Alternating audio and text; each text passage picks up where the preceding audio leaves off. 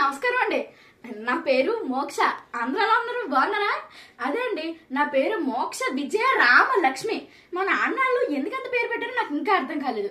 అదంతా పక్కన పెట్టేస్తే మా ఊరు ప్యూర్ గోదావరి అండి. రాజమండ్రి. రాజమండ్రిలో పుష్కరాలు గోదావరివి, ఇంకా రోజు మిల్క్, చీకు ముక్కలు అంటే గుర్తొచ్చింది. తింటానండి, తెప్పించేస్తాను ఆగండి. అదే తెప్పించేస్తాను ఆగండి. హలో రే సాయి, తీసుకొచ్చారా చీకు ముక్కలు? 3 ప్లేట్లు పట్టుకురా. సరే వచ్చేస్తున్నాయి. ఒక 2 నిమిషాలు కూకుండి వచ్చేస్తున్నాయి. తర్వాత ఏదో చెప్తున్నాను. అదే ఏంటి, ఏదో ఆర్ట్స్ వద్దాం వచ్చాను కానీ ఎంత వేడి ఉంది ఏంటండి, ఏసీ వేయలేదు, కూరెక్కలేదా ఇంకని. అయ్యో, అసలు సమ్మర్లు కూడా స్టార్ట్ అయిపోయినాయి. సమ్మర్ అంటే గుర్తొచ్చింది, మా ఊర్లో మామిడి పళ్ళు కూడా భలే ఉంటాయండి. మా తోటలో ఇప్పుడే 2 బొట్టలు పట్టుకొచ్చేస్తా నాగండి. ఒరే కిరణం, 2 బట్టలు మామిడికాయ పట్టుకొచ్చేసరా? ఓకే చెప్పేసారండి. ఆడు పట్టుకొచ్చేస్తాడు, మనం మంచిగా తినేద్దామండి. ఇంకా చెప్పాలంటే నేను మా ఫ్యామిలీని ఇంట్రడ్యూస్ చేసుకుంటాను.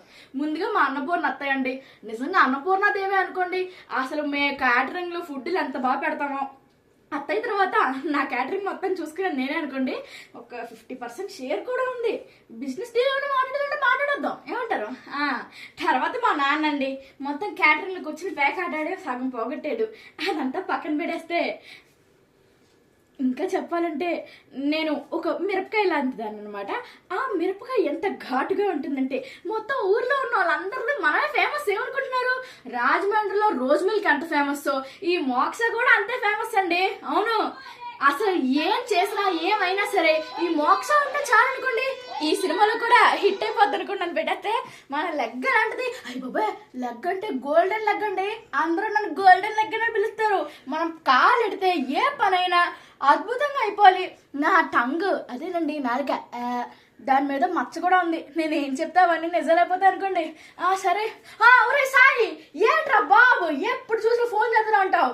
చీకు ముక్కలు అయిపోయినాయా? అదేంట్రా, వెళ్ళి మన సూర్యగాడు కొట్టుకెళ్ళి తీసుకొచ్చే. Okay sorry for the disturbance అండి. ఆడు ఊరికే ఫోన్ చేస్తూ ఉంటాడు అంతే.